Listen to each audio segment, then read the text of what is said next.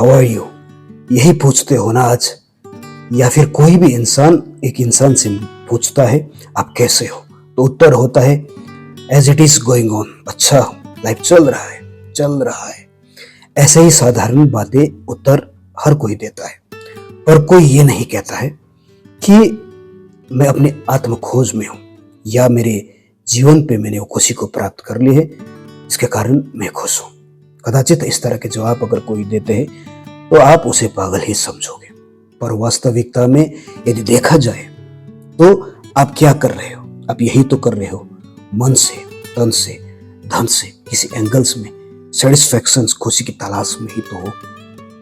और यूं कहा जाए तो होमोसेपियंस से लेके इंसान बनने तक के सफर में, यानी कि जब हम एक बंदर स्वरूप थे तब से आज तक 2025 तक के सफर में हमारे मनस्थिति पे जो परिवर्तन आए हैं, जो ज्ञान आया है, उसे हम दर्शन कहते हैं। दर्शन यानी फिलोसफी। और उस फिलोसफी में क्या चेंजेस आया, यानी कि सोक्रेट्स, प्लेटो और अरस्तु ने जो दर्शन हमें सिखाए थे, उसके बावजूद हमारे मेंटल कंडीशंस पे क्या चेंजेस आए, या उससे आगे हम सोच भी पाए हैं, या आज भी हम, मैं और हमारे खुशी के बीच में उलझे हुए हैं, या ये खुशी ही हमारे दुख के कारण तो नहीं है। इसीलिए आज ये वीडियो आपके सामने लेके मैं प्रस्तुत हुआ हूँ, यानी कि एडवांस फिलोसफी का दूसरा भाग, द थ्योरी ऑफ मंत्राज में। आज आपको समझ में आएगा कि वास्तविक फिलोसफी क्या है, यानी कि दर्शन की दूसरा पहलू जो 2025 से आगे नया सोच वाले दर्शन क्या है, और मैं और मेरे खुशी के बीच की कनेक्टिविटी एक ही है या ये दोनों अलग तत्व। आइए आगे चलते हैं एडवांस फिलोसफी के दूसरे अध्याय में, थ्योरी ऑफ मंत्राज के साथ। वास्तविकता में इंसान को क्या चाहिए? इंसान को चाहिए खुशी, संतुष्टि, और कोई उसे जीवन पे परेशान ना करे। और ऐसे ही जीवन जीता है, यानी कि इंसान हर एंगल में, हर परिस्थिति में खुश है यदि कोई उसे परेशान ना करे। और आहिस्ते आहिस्ते जैसे वो बड़े हो जाते हैं और उनके मनस्थिति ये समझने लगता है कि मैं घर परिवार के अंदर हूँ, यानी कि मैं किसी का बेटा हूँ, किसी का भाई हूँ, किसी का बाप हूँ, या सो कॉल्ड जो भी रिलेशनशिप में हूँ, तब इंसान को पहली बार ये समझ में आता है कि इस रिलेशन की बंधन की बोझ भी है, इन्हें संभालना भी है।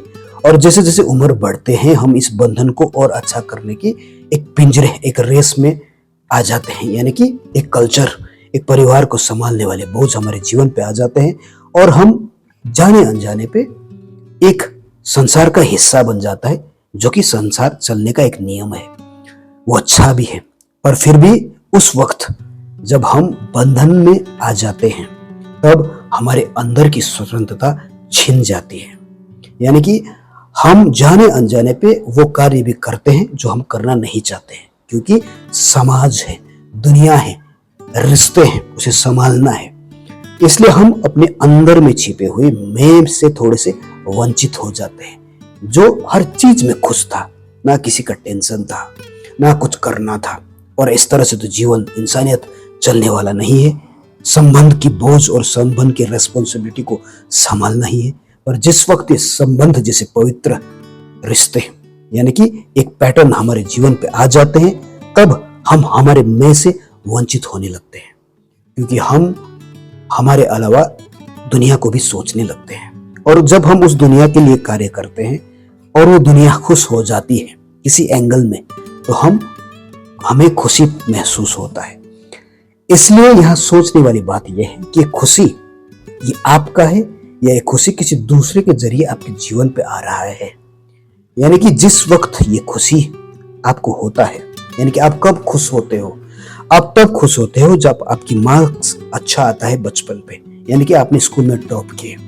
और आप स्कूल में टॉप तब करते हो जब दूसरे के मार्क्स थोड़ा सा कम हो, यानी कि दूसरे टॉपर ना बने। यानी कि वहां पे एक विरोध तो साइकोलॉजिकल, दार्शनिक रूप में उत्पन्न हो गए, क्योंकि कोई हारा कोई जीता। आप जीते, आपको खुशी हुआ, यानी कि खुशी बाहर की जीत से आया।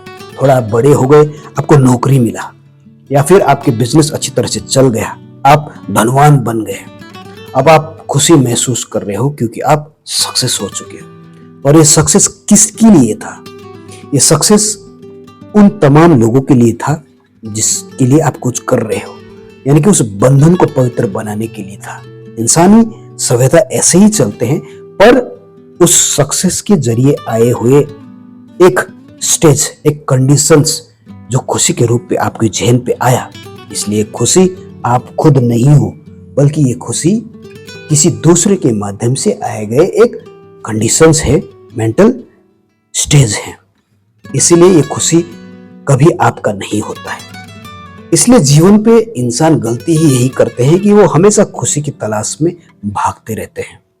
पर वास्तविकता में हम जितने खुशी की तलाश में भागते हैं, हम उतने ही सो कॉल्ड इंटेलेक्चुअल्स बनने के साथ साथ अपने आप को भी भूलने लगते हैं या स्वयं मैं से दूर हो जाते हैं। क्योंकि अब मैं कहाँ रहे। जब आप खुशी की तरफ भाग रहे हो, कॉम्पिटिशन्स दे रहे हो, खुशी आ रही है जो कि अच्छी चीजें हैं, पर खुशी आने के साथ साथ आप मैं से वंचित हो गए, क्योंकि आपने खुशी के लिए मैं को खो दिया। वो मैं जो कुछ नहीं चाहता था, जो सब चीज में खुश था। यानी कि आप टॉपर आओ तो भी आप खुश थे, ना आओ तो भी खुश थे, क्योंकि कॉम्पिटिशन था ही नहीं। जिस दिन ये कॉम्पिटिशन हटा, जिस दिन आपने कॉम्पिटिशन जीता या इस कॉम्पिटिशन के रेस को आपने थोड़ा सा पार कर लिया, तभी तो ये खुशी उत्पन्न हुए। इसलिए कहने का अर्थ है कि खुशी के पीछे उतना नहीं भागना है।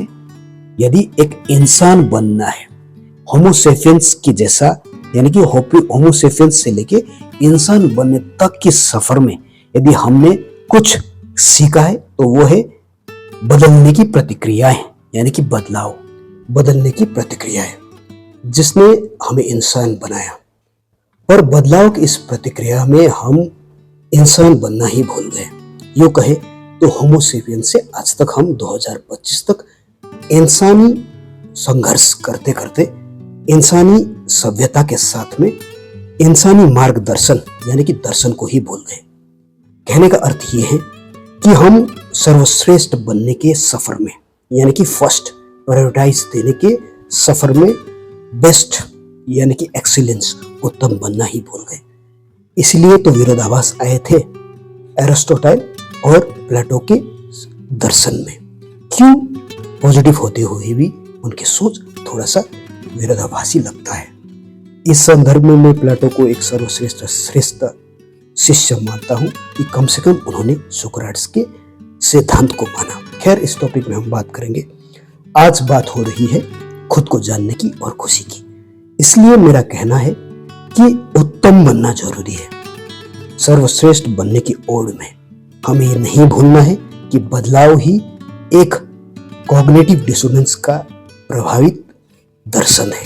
कहने का मतलब यह है कि यदि आप सक्सेस हो या ना हो, तब भी आप अपने घर को चला पाओ, उत्तमता के सहारे समझा पाओ, तो आप स्वयं को समझते हो।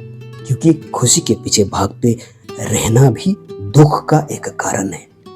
खुशी ठीक है जो एक्चुअली दूसरों के माध्यम से आता है। उदाहरण के रूप में मैंने आपको बता दिया है कि केवल खुश होना हमारा खुद के जीवन को पाने का उद्देश्य नहीं होना चाहिए। क्योंकि आप धन से, मन से, तन से या किसी चीज से भी यदि किसी को खुश कर रहे हो और आप खुश हो रहे हो, तो ये खुशी किसी दूसरे के जहन से आ रहा है, खुशी कहीं और से आ रहा है। इसलिए पहले खुद को सोचिए, खुद की खोज कीजिए। यदि आप जिस दिन समझ गए कि मैं श्रेष्ठ हूं या ना हूं, तब भी मैं उत्तम रहूंगा, तो आप खुश हो। वो आपका खुशी होता है, वो बाहरी खुशी नहीं जो बंधन में आने के बाद आपने किए हैं। एक्चुअली दुनिया में सर्वश्रेष्ठ बनना, डेवलप्ड होना या एक सो कॉल्ड उन्नति इसी फिलोसफी के साथ चलता है, इसी दर्शन के साथ चलता है।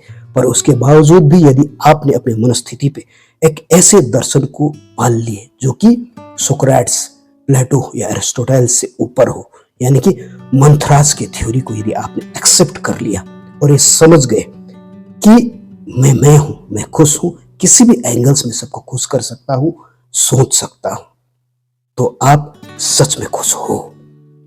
आज बात केवल खुद की खुशी और स्वयं को जानने के लिए है, इसलिए मैं इतना ही कवर कर रहा हूं। आने वाले टॉपिक में, आने वाले दिनों पे ये एडवांस फिलोसफी आपको बताएगा कि वास्तविकता में गलती के बाद भी सही कैसे होते हैं। पहले वीडियो में मैंने आपको हिंट्स तो दे दिया है, आने वाले दिनों पे मेरा किताब आपको सब कुछ बता देगा, लेकिन फिलहाल ये मेरा फर्ज बनता है कि जो खुशी जो मैं खुद को मैं महसूस करता हूँ और मैं जानता हूँ कि बाहरी खुशी मुझे खुश नहीं कर सकता, और इसी फिलोसफी के साथ में मैं सबको खुश कर दूंगा, क्योंकि मैं खुश हूँ, क्योंकि मैं सर्वश्रेष्ठ नहीं बल्कि उत्तम बनने की राह पे हूँ। यानी कि मंथरास की थ्योरी को अपनाता हूँ। मंथरास की थ्योरी, द थ्योरी ऑफ मंथरास will be the next philosophy after 2025, यानी कि आज के बाद से आने वाले नए फिलोसफी जो नया मार्ग खोलेगा। एडवांस फिलोसफी का उद्देश्य मेरा केवल इतना ही है।